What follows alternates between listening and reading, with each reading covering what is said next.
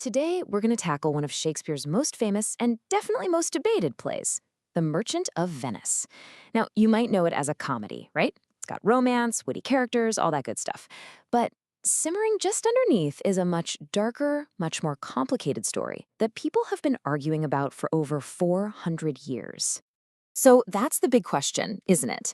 How can a play be a romantic comedy and also a source of some seriously intense controversy? Well, that's why The Merchant of Venice is often called a problem play. It mixes these really light, fun themes of love with incredibly dark themes of prejudice, and it makes us ask some pretty uncomfortable questions. So, let's just dive right into the tough stuff. All right, let's talk about the play's dark heart. The number one most challenging theme here is, hands down, prejudice and intolerance. These two ideas are really woven together throughout the whole story. And it's so important to get how these two work together. Prejudice is that gut feeling, that internal dislike. But intolerance, that's when you act on it. It's the refusal to accept someone who's different. And believe me, The Merchant of Venice is absolutely swimming in both. Okay, so the absolute core of the controversy is the play's handling of antisemitism. That's discrimination against Jewish people. And this is all wrapped up in one single character, Shylock, the Jewish moneylender. The whole conflict really comes down to this tension between how he's portrayed and how he's treated. So first, let's look at how Shakespeare paints him. Shylock is pretty much the textbook greedy moneylender stereotype.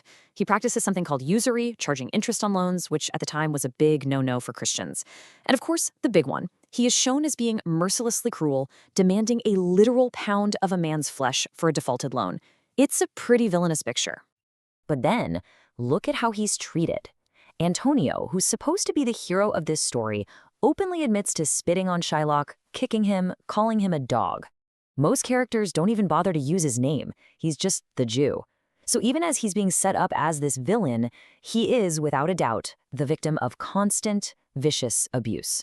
And this brings us to one of the most electric, most powerful speeches in all of Shakespeare. Facing all this hatred, Shylock just lets loose this incredible monologue, demanding that they see him as a human being. He's basically screaming, "Hey, if you treat me like an animal, why are you so shocked when I bare my teeth?" This single speech is why so many people argue the play isn't just anti-Semitic, it's actually a critique of anti-Semitism. But anti-Semitism isn't the only prejudice we're dealing with here. The world of Venice is a patriarchy. Plain and simple. It's a system where men hold all the cards and all the power. And you can really see how this impacts the women in the story. Just look at our two main female characters.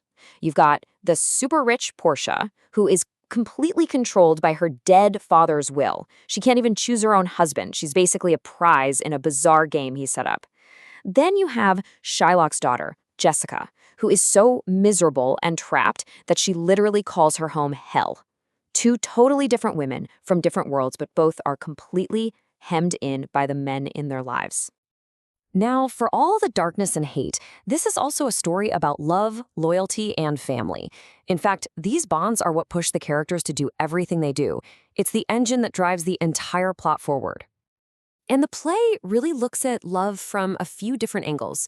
You've got your classic romantic love story with Bassanio and Portia. You've got this incredibly intense, loyal friendship between Antonio and Bassanio. And then you have the really complicated, messy family love between the fathers and their daughters. And here's the kicker. The whole pound of flesh plot, the bloodthirsty bargain with Shylock, it's not born out of romance or greed. It's born out of friendship. It's Antonio's intense loyalty to his friend Bassanio that leads him to make this terrifying deal in the first place.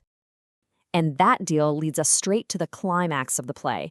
The courtroom scene is one of the most famous showdowns in all of literature, and it all comes down to one epic philosophical battle: cold, hard justice versus the ideal of mercy. The two sides couldn't be clearer. For Shylock, justice is payback. It's revenge. He's basically saying, you taught me how to be cruel, and now I'm going to use your lessons against you. He is clinging to the exact words of the law. But then you have Portia, who's disguised as a lawyer, arguing for mercy. She frames it as this divine, godly quality that's way more powerful than any earthly contract. In her famous speech, Portia argues that mercy is the ultimate power. She says it's a quality of God himself, something that makes a king more powerful than his own crown. It's a really smart move, actually. She's trying to appeal to the court's shared Christian beliefs to get Shylock to back down from his vengeful path. But then comes the big, ironic twist. After Portia wins, the mercy they show Shylock is forcing him to give up all his money and convert to Christianity. From our perspective today, that sounds unbelievably cruel, right? A total destruction of his identity. But, and this is so important, you have to think about the historical context. To a Christian audience in the 16th century, they might have honestly seen this as saving his immortal soul. And that single moment, that clash of perspectives, is exactly why this play is so, well, problematic.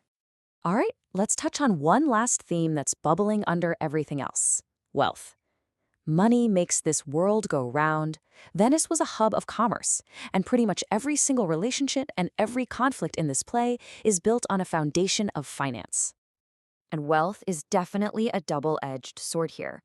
It's what allows Antonio to be so generous, but it's also the root of his conflict with Shylock. It makes Portia this incredible prize, but it also completely fools her suitors.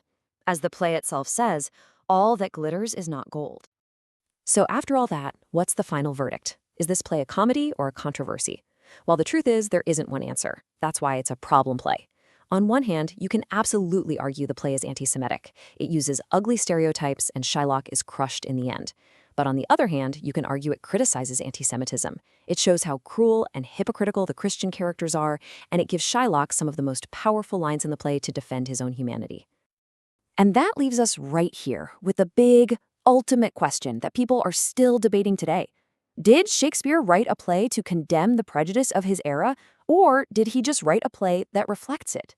The fact that we're still asking, still arguing about this 400 years later, that might be the clearest sign of the play's enduring and very troubling genius.